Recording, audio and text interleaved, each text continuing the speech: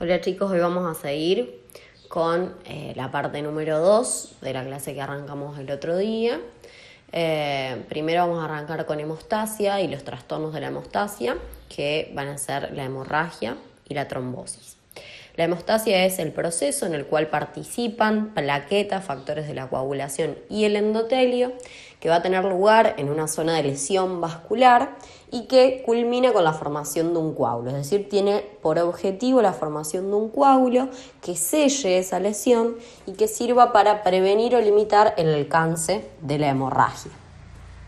En cuanto a la secuencia del proceso hemostático, como primer paso está la vasoconstricción arteriolar, que es lo inmediato que sucede y que lo que hace es limitar el flujo de esa área afectada justamente para limitar la hemorragia, y que está mediada, es decir, que se produce bajo el estímulo de mecanismos neurógenos, es decir, la liberación de catecolaminas, ¿sí? Como ser adrenalina, que va a estimular a factores de tipo alfa 1, ¿sí? Generando la vasoconstricción, y también se ve potenciada por la secreción local producida por las células endoteliales de endotelina, que también es una sustancia vasoconstrictora, que se produce justamente cuando existe disfunción endotelial o precisamente la lesión endotelial en sí.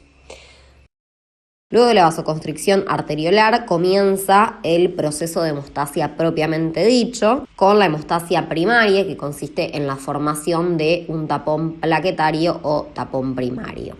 Recordemos en primer lugar que las plaquetas no son células enteras, sino que son simplemente fragmentos citoplasmáticos de una célula que se denomina el megacariocito y que normalmente tienen una forma de disco plano o aplanado. Entonces, ¿cómo es la secuencia de pasos para la formación de un tapón plaquetario? En primer lugar, lo que sucede con la propia lesión endotelial es que se van a exponer componentes del tejido conectivo subendotelial. ¿Cuáles son estos componentes? Son el factor de von Willebrand y el colágeno subendotelial.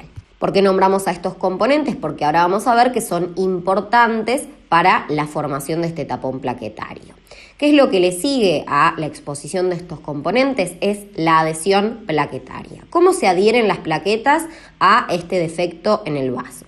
Las plaquetas se van a unir por medio de una glicoproteína que tienen en su membrana, que es la glicoproteína 1B, al factor de von Willebrand, que dijimos que se exponía en el tejido subendotelial. Este factor de von Willebrand lo que hace es actuar como una especie de puente entre lo que es la membrana de la plaqueta y el colágeno subendotelial. Entonces, ¿cómo queda adherida a la plaqueta? Queda plaqueta, factor de von Willebrand, colágeno subendotelial. Luego sucede lo que se denomina activación plaquetaria. ¿En qué consiste la activación plaquetaria? Consiste en un cambio de forma. Recordemos que normalmente las plaquetas tenían forma de discos planos, ahora pasan a tener una forma más espiculada, ¿sí? En forma de erizos de mar, todo lo cual genera un aumento de su superficie de contacto y de adhesión. Este cambio en la estructura plaquetaria a su vez genera otros dos cambios, que son un aumento de la afinidad de las glicoproteínas 2B y 3A por el fibrinógeno, es decir, que esas glicoproteínas van a tener una mayor probabilidad de unirse al fibrinógeno y van a generar la translocación de fosfolípidos con carga negativa. ¿Qué significa? Que esos fosfolípidos van a poner esa carga negativa en la membrana de la plaqueta, ¿sí? Y eso va a generar que el calcio pueda unirse a estas cargas negativas y estas regiones sirvan de superficie sobre la cual se van a empezar a activar los factores de la coagulación, se va a empezar a desencadenar la cascada de la coagulación que vamos a ver posteriormente. Y por último, lo último que se genera a partir de la activación plaquetaria es la liberación del contenido de sus gránulos. Es decir, que las plaquetas normalmente tienen gránulos dentro de su citoplasma que al activarse van a liberar su contenido. Dentro del contenido de los gránulos tenemos ADP, trombina y tromboxano A2. El ADP y la trombina van a servir a su vez para activar más plaquetas y esto es lo que se denomina el fenómeno de reclutamiento, porque las plaquetas activadas liberan ADP y trombina, y ese ADP y trombina activa una mayor cantidad de plaquetas. Y el tromboxano 2 va a ser el que estimule a el último proceso que se encuentra dentro de la hemostasia primaria, que es la agregación plaquetaria. La agregación plaquetaria consiste en que muchas plaquetas se pongan juntitas y se unan al fibrinógeno, que se une justamente por medio de estas glicoproteínas 2B y 3A de la membrana de la plaqueta, que habían aumentado su afinidad en el momento de la activación plaquetaria. Entonces, este tapón primario va a estar formado por todas plaquetas unidas entre sí y unidas al fibrinógeno, ¿sí?, que las va a unir entre sí justamente, que están sobre el endotelio lesionado, unidos a través de el factor de von Willebrand al colágeno subendotelial. Entonces, en el paso anterior vimos cómo quedaba formado ya un tapón, ¿sí?, que es el tapón primario, que solo está constituido por plaquetas, que si bien están unidas entre sí por el fibrinógeno, es una unión algo laxa. Entonces viene el paso siguiente, ¿sí?, que es la hemostasia secundaria o formación del tapón secundario o definitivo. Nombramos cuando dijimos que al lesionarse el endotelio quedaban expuestos componentes subendoteliales, habíamos nombrado a el factor de von Willebrand y el colágeno subendotelial, que ya dijimos que su función era la unión a las plaquetas. Y también nombramos a el factor tisular. Este factor tisular va a actuar a este nivel, ¿sí? El factor tisular es una proteína que se expresa en la membrana de células subendoteliales, como son los miocitos lisos y los fibroblastos, que se van a unir al factor 7 de la coagulación. Y al unirse a este factor 7 de la coagulación, lo activan. Al activarse este factor 7 de la coagulación, se desencadena la cascada de la coagulación, ¿sí?, que es una cascada en la cual un factor de la coagulación junto con otro cofactor activan a otro factor de la coagulación, y ese factor de la coagulación con otro cofactor activan a otro, y así sucesivamente, hasta la activación o la formación de trombina. La trombina es una proteína que va a tener la función principal en este proceso de hemostasia secundaria, que es la escisión del fibrinógeno que está unido a esas plaquetas para generar fibrina insoluble. Esta fibrina insoluble lo que hace es actuar como si fuese un cemento para esas plaquetas que estaban unidas laxamente, entonces consolida el tapón plaquetario, ¿sí? Tengan en cuenta que, o imaginen que las plaquetas son como ladrillos y la fibrina insoluble actúa como un cemento, ¿sí? Y el fibrinógeno era como una materia prima para generar ese cemento, y lo que lo terminó de transformar en cemento fue justamente esa activación dada por la trombina, que transformó ese fibrinógeno en fibrina insoluble, ¿sí? Entonces ahora todas las plaquetas están unidas por esta fibrina, están cementadas y generan un tapón hemostático secundario definitivo que sella completamente la lesión. Bueno, ahora vamos a hacer un paréntesis, ¿sí?, a lo que eran los pasos en el proceso de hemostasia, para hablar un poquito de cascada de la coagulación. La cascada de la coagulación es una serie de reacciones enzimáticas amplificadoras que conducen finalmente a la formación de un coágulo de fibrina insoluble. Es decir, que son un conjunto de reacciones que tienen por objetivo final la formación de ese cemento que sella a las plaquetas y termina generando ese tapón definitivo para sellar el defecto vascular producido por una lesión. Esta cascada de la coagulación puede ser representada de dos formas. Tenemos a la cascada de la coagulación in vivo, que es la que se supone que sucede dentro de nuestro organismo, y la cascada de la coagulación in vitro, que es la que intenta representarse en el laboratorio. En todo lo que es la cascada de la coagulación van a participar una enzima y un sustrato, y en algunas ocasiones un cofactor. Esta enzima es el factor de la coagulación ya activado y el sustrato es un factor de la coagulación inactivo. Es decir, que en esta serie de reacciones una enzima activa a su sustrato, pero ese sustrato a su vez se transforma en enzima que activará al próximo sustrato en una cadena hasta generar la fibrina insoluble. En el caso de la cascada de la coagulación in vivo, nosotros tenemos a la lesión vascular con la exposición del factor tisular que está, dijimos, en la membrana de los fibrocitos y de los miocitos, que son células que son subendoteliales. Este factor tisular se une al factor 7 de la coagulación, al cual lo activa.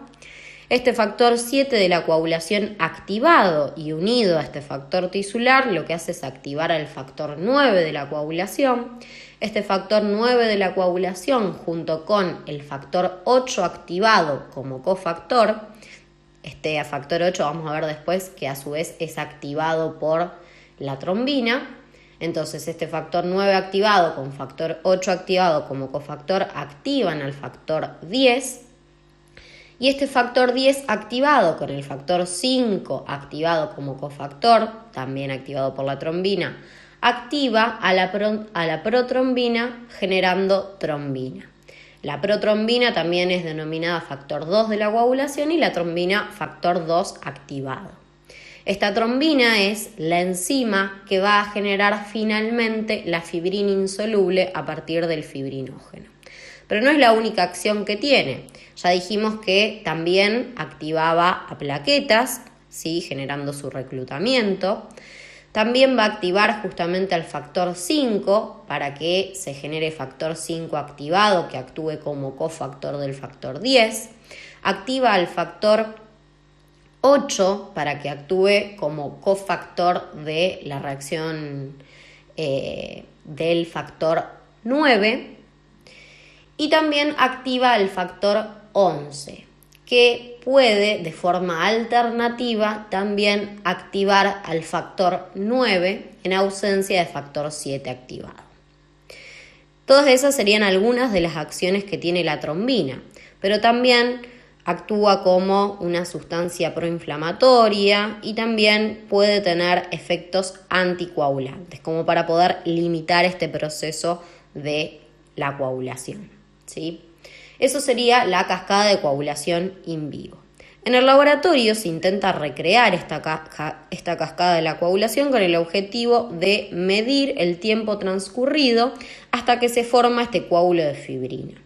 Esto permite evaluar la función de estos factores de la coagulación en los pacientes y poder determinar si tienen un tiempo prolongado, una mayor predisposición a hemorragias, o si tienen un tiempo, más vale acortado, una mayor predisposición a trombosis, que son los trastornos de la hemostasis que vamos a ver de forma subsecuente, ¿sí? Entonces, esta cascada de la coagulación en el laboratorio va a dividirse clásicamente en dos vías, la vía intrínseca y la vía extrínseca.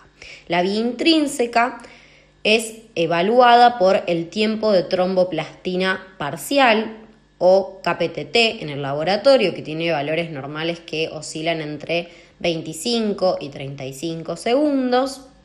En este caso se van a añadir partículas con carga negativa que activan al factor 12 junto con fosfolípidos y calcio al plasma, y se mide el tiempo transcurrido desde que activamos a este factor 12 hasta que se forma el coágulo de fibrina. Esta cascada comienza con el factor 12, que se activa el factor 12 activado, que activa el factor 11, que activa el factor 9, el cual con factor 8 como cofactor termina activando el factor 10, que es el responsable de la activación de la trombina, la cual obviamente va a escindir el fibrinógeno generando la fibrina insoluble. Por otra parte, la vía extrínseca es evaluada por el tiempo de protrombina, el cual tiene valores normales que oscilan entre 12 y 14 segundos. En este caso se van a añadir factor tisular, fosfolípidos y calcio al plasma y se registra el tiempo necesario para que se forme el coágulo de fibrina. Ese factor tisular activa el factor 7 y ese factor 7 activado va a activar al factor 10, activando finalmente a la trombina que genera la fibrina insoluble a partir del fibrinógeno.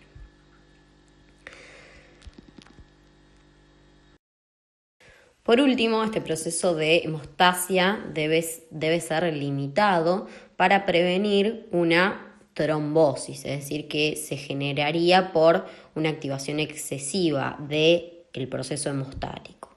Esta limitación de la coagulación va a estar dada por varios factores.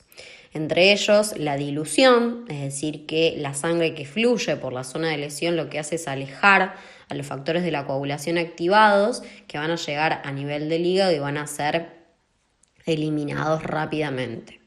Por otra parte, para que se produzca la coagulación se necesitan fosfolípidos de carga negativa, algo que me olvidé de mencionar en lo que era la cascada de la coagulación. Estos fosfolípidos de carga negativa que habían sido exteriorizados por las plaquetas en su proceso de activación sirven como superficie para ensamblaje de los factores de la coagulación. O sea, esos fosfolípidos negativos de la pared de las plaquetas se une a calcio y ese calcio a su vez se une a los factores de la coagulación y allí es donde se va a producir la cascada. O sea, actúan de superficie para que se produzca esa cascada.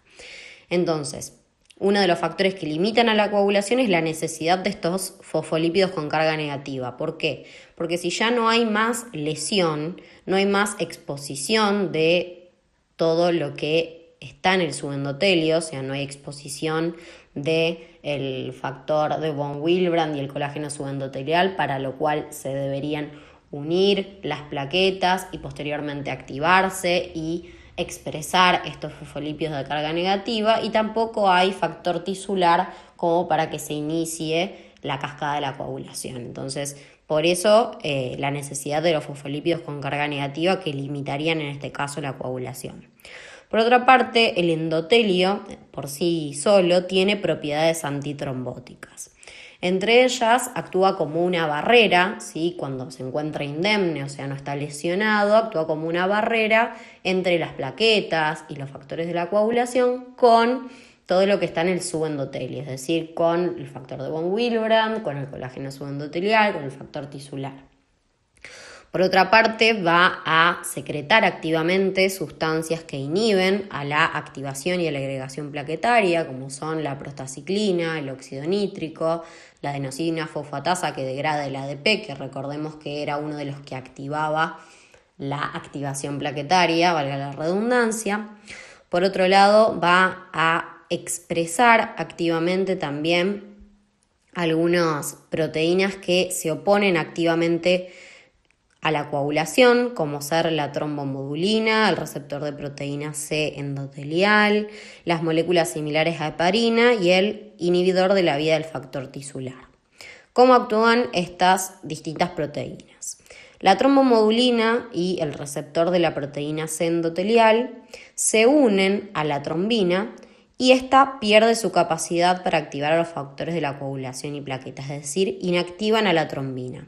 Y en su lugar, este complejo va a activar a la proteína C, la cual con proteína S como cofactor va a inhibir a los factores de la coagulación 5 y 8, que eran cofactores necesarios para la activación de la trombina, si ustedes recuerdan.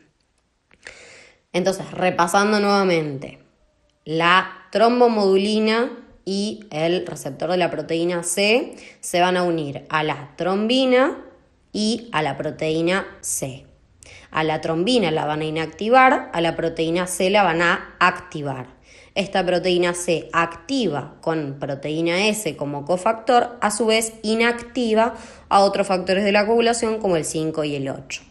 Por otro lado, las moléculas similares a heparina lo que hacen es estimular la actividad de la antitrombina 3, es decir, una sustancia que también inhibe la actividad de la trombina.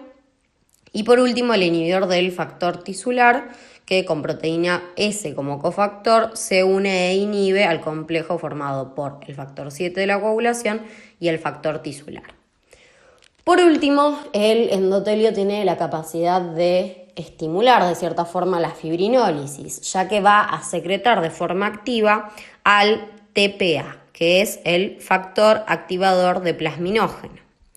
Este factor activador de plasminógeno lo que hace es activar justamente el plasminógeno que se convierte en plasmina, y la plasmina es la enzima encargada de realizar la fibrinólisis, es decir, de degradar el coágulo de fibrina.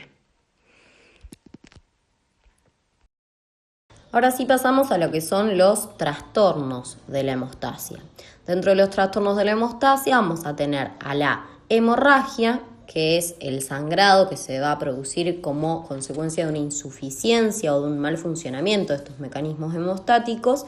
Y en el otro extremo tenemos a la trombosis, que es la formación de coágulos sanguíneos, es decir, de trombos, en vasos indemnes o dentro de las cavidades cardíacas, y se produce dado un excesivo funcionamiento de los mecanismos hemostáticos y o un defecto en la fibrinólisis, que es el proceso por el cual ese coágulo debería destruirse. Entonces, esa hemorragia es ese sangrado debido a una insuficiencia o un mal funcionamiento de los mecanismos hemostáticos que como causas va a tener a efectos primarios o secundarios a nivel de las paredes de los vasos, a nivel de las plaquetas o de los factores de la coagulación, es decir, todos los componentes que forman parte del proceso hemostático. Dentro de lo que son las alteraciones de la hemostasia primaria, podemos nombrar, a los defectos en las plaquetas y a los defectos en el factor de von Willebrand. Dentro de los defectos de las plaquetas tenemos al síndrome de Bernard-Soulier, que es un déficit de la glicoproteína 1B. Recuerden que esta glicoproteína era la que permitía la adhesión de las plaquetas a el factor de von Willebrand y de este a el colágeno subendotelial. Es decir que sin glicoproteína 1B no hay adhesión plaquetaria. Y por otro lado tenemos a la tromboastenia de Glanzmann, que es un déficit de las glicoproteínas 2B y 3A, que eran las que permitían la unión de las plaquetas al fibrinógeno, que después de la activación de la cascada de la coagulación se transformaba en fibrina y terminaba cementando, a ese tapón. Por otro lado tenemos a los defectos en el factor de von Willebrand. Este factor de von Willebrand puede haber un déficit y es lo que se denomina como síndrome de von Willebrand. Si no hay factor de von Willebrand, las plaquetas no van a poder adherirse tampoco al endotelio. Y por otro lado tenemos las alteraciones de la hemostasia secundaria, que son los defectos en los factores de la coagulación. Dentro de este grupo tenemos a las hemofilias. La hemofilia A, que consiste en un déficit del factor 8 de la coagulación, y la hemofilia B, que consiste en un déficit del factor 9 de la coagulación. Esos serían los trastornos primarios más frecuentes. Bueno, ¿cuál va a ser la repercusión clínica y la evolución de una hemorragia? La repercusión clínica de una hemorragia va a depender en gran parte del volumen de esa hemorragia, es decir, de los mililitros de sangre que la persona pierda y del porcentaje que represente ese volumen en la volemia de ese paciente. No es lo mismo un paciente que tenga una volemia de 7 litros y pierda 1 litro que un paciente que tenga una volemia de 3 litros y pierda 1 litro, ¿sí?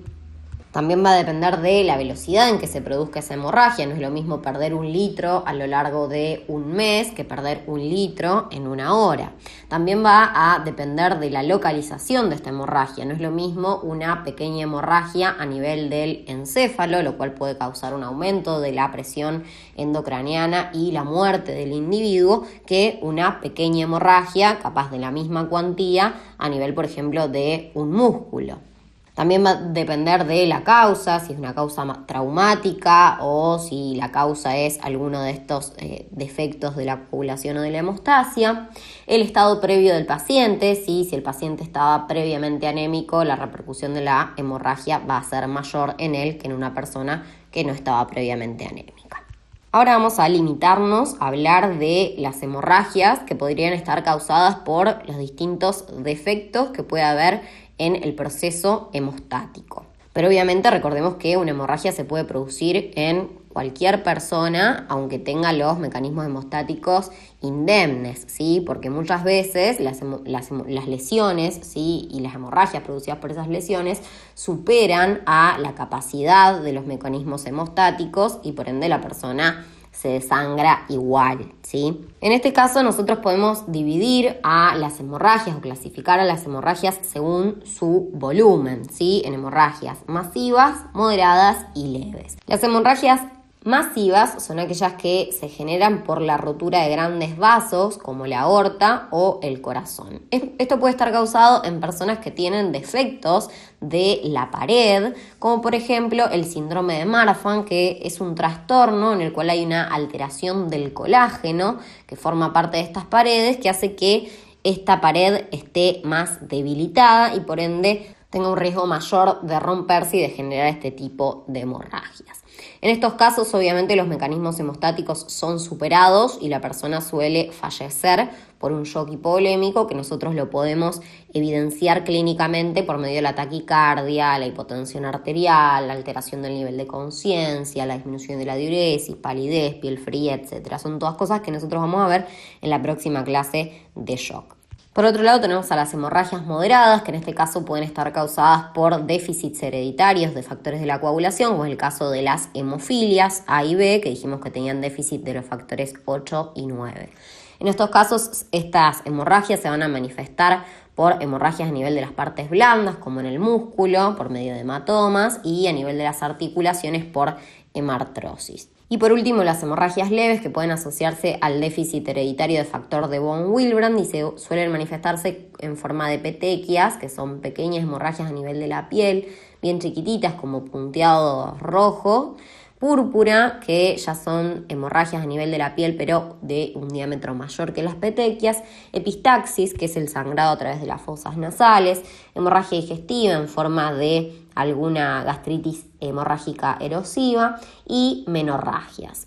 La hemorragia digestiva a su vez se podrá manifestar por medio de melena, que es la eliminación de sangre digerida por medio de la mezclada con las heces, ¿sí? O hematoquesia, ya que es sangre roja rutilante mezclada con las heces, o hematemesis, que es el vómito con sangre. Recordemos que obviamente cualquiera de estas personas que tenga un trastorno de la hemostasia, ya sea un déficit de la coagulación, ya sea una alteración de la estructura de la pared de los vasos, ya sea un déficit del factor de von Willebrand o alteraciones plaquetarias, si tienen algún trauma o alguna lesión que de por sí genere una hemorragia, estas personas tendrán una hemorragia más grave que las personas que tienen los mecanismos hemostáticos indemnes, obviamente. En el otro extremo de los trastornos de la hemostasia, entonces teníamos a la trombosis, que era la formación de esos coágulos o trombos en lugares en donde no deberían formarse, ¿sí? Y que se debe a un excesivo funcionamiento de los mecanismos hemostáticos o ese defecto en la fibrinólisis. Para poder hablar de la etiología y la patogenia de la trombosis tenemos que tener en cuenta la tríada de Virchow. La tríada de Virchow engloba justamente a los factores que se asocian o que provocan en mayor medida la trombosis. Y estos son la lesión endotelial, las alteraciones del flujo y la hipercoagulabilidad. La lesión endotelial se relaciona más a las trombosis arteriales y va a aumentar el riesgo de trombosis justamente porque provoca la exposición de todos los factores que son subendoteliales, que son el factor de von Willebrand, el colágeno subendotelial, el factor tisular, y además provoca activación del endotelio o disfunción endotelial con disminución de la expresión de moléculas anticoagulantes y del factor activador de plasminógeno que induciría al inicio de la fibrinólisis. Por otro lado, el segundo factor son las alteraciones del flujo y dentro de las alteraciones del flujo tenemos a la turbulencia y el éstasis. La turbulencia predispone en mayor medida a los trombos arteriales y a los trombos murales, mientras que la éstasis va a predisponer en mayor medida a los trombos venosos. ¿Por qué estas alteraciones del flujo aumentan el riesgo de trombosis? Porque promueven la activación o disfunción del endotelio con esa menor expresión de moléculas anticoagulantes y del factor activador de plasminógeno, porque ponen en contacto a las plaquetas con la pared y a los factores de la coagulación con la pared e impiden la retirada de los factores de la coagulación, o sea, impiden justamente la dilución. Y por último tenemos a la hipercoagulabilidad, que también es llamada trombofilia, que son trastornos primarios o secundarios que generan un aumento del riesgo de sufrir una trombosis. Y esto también se relaciona más con lo que son los trombos venosos. Dentro de los trastornos primarios tenemos todo lo que es genético, ¿sí? Dentro justamente de estos trastornos genéticos vamos a tener al factor 5 de Leiden, que es una mutación de ese factor 5 que lo vuelve resistente a la inactivación por parte de la proteína C. Recordemos que la proteína C con la proteína S como cofactor inactivaba a este factor y al factor 8. Bueno, en el caso del factor 5 de Leiden, este factor 5 es resistente a esa inactivación, lo que predispone a la trombosis. Por otro lado, tenemos la mutación del gen de la protrombina, lo que provoca concentraciones aumentadas de protrombina y por ende aumento de la generación de trombina, que era esa enzima que iba a generar fibrina a partir del fibrinógeno, entre otras cosas. Por otro lado, también vamos a tener a los déficits congénitos o genéticos de anticoagulantes como la antitrombina 3, la proteína C, la proteína S, etc.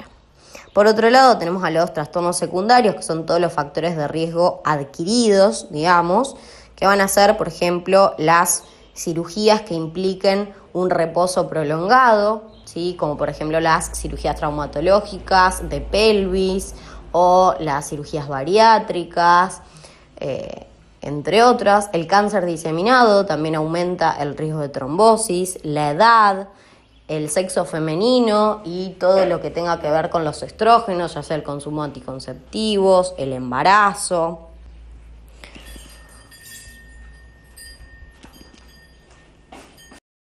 En cuanto a los tipos de trombos, vamos a ver que existen trombos arteriales, trombos venosos, trombos murales, vegetaciones y coágulos post-mortem. Todos ellos tienen una morfología distinta. Los trombos arteriales son aquellos que se forman obviamente dentro del árbol vascular arterial. Con mayor frecuencia van a encontrarse a nivel de las arterias coronarias, de las arterias carótidas, de las arterias femorales. Y consisten en una red friable de plaquetas, fibrina, eritrocitos y leucocitos que siempre crecen en dirección al corazón y que van a formarse principalmente a causa de lesión endotelial y de hipercoagulabilidad. O sea, esos son los dos factores dentro de la triada de Virchow que más los predisponen. En cuanto a la causa principal clínica de formación de trombos arteriales, tenemos a la ulceración de las placas ateroscleróticas.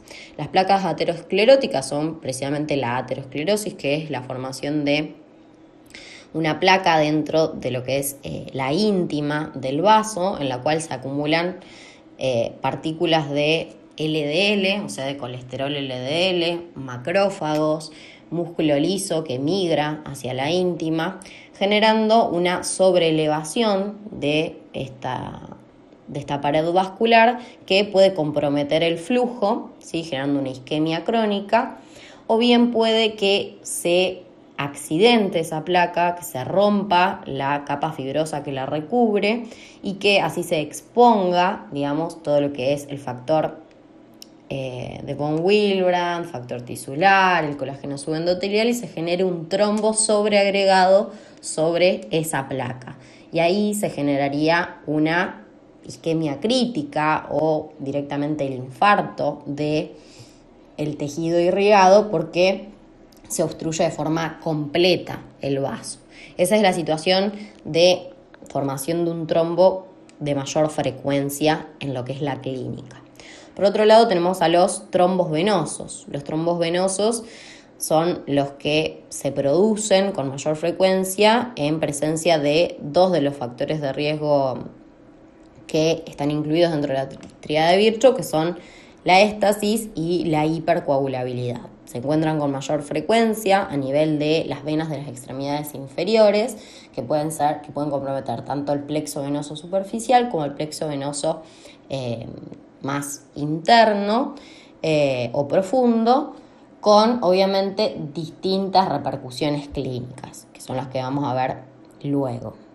Estos trombos, en cuanto a su morfología, son firmes, están unidos focalmente a la pared del vaso, al igual que los trombos arteriales, y crecen en dirección al corazón.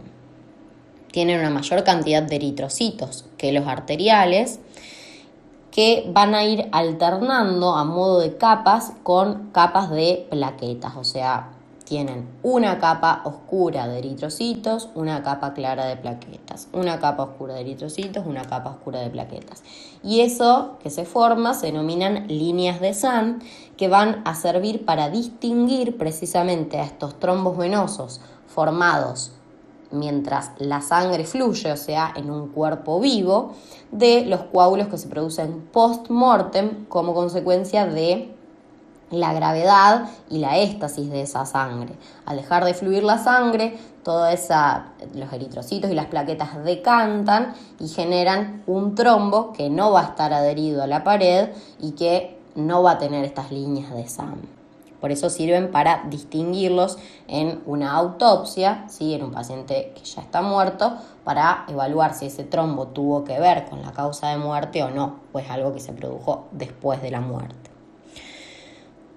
Por otro lado, vamos a tener a los trombos murales, que son los trombos que se forman en las cavidades cardíacas o en las paredes de la aorta.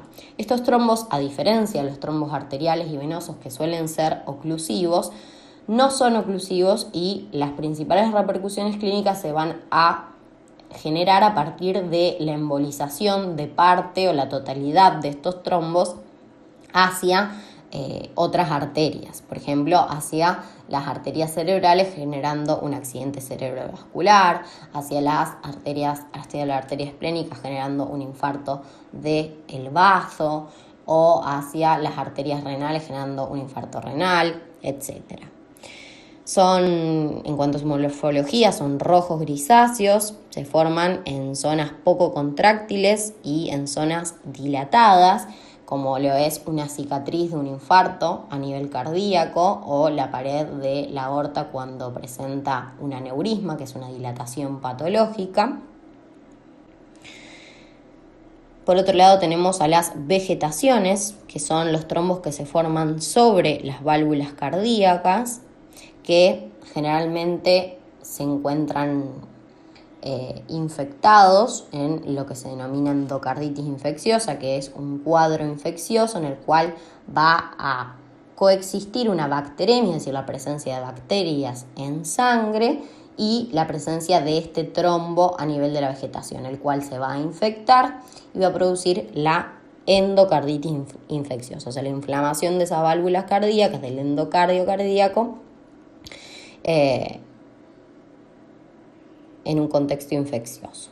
Por otro lado tenemos a los coágulos post-mortem, que justamente era lo que yo diferenciaba de los coágulos o trombos formados in vivo a nivel del lecho venoso, que no presentan líneas de Sand, que tienen una porción inferior oscura formada por eritrocitos y una porción superior amarilla formada por plaquetas, que se denomina grasa de pollo. Son gelatinosos y no están adheridos a la pared del vaso. Se forman justamente por ese decantamiento de la sangre que no está fluyendo por gravedad.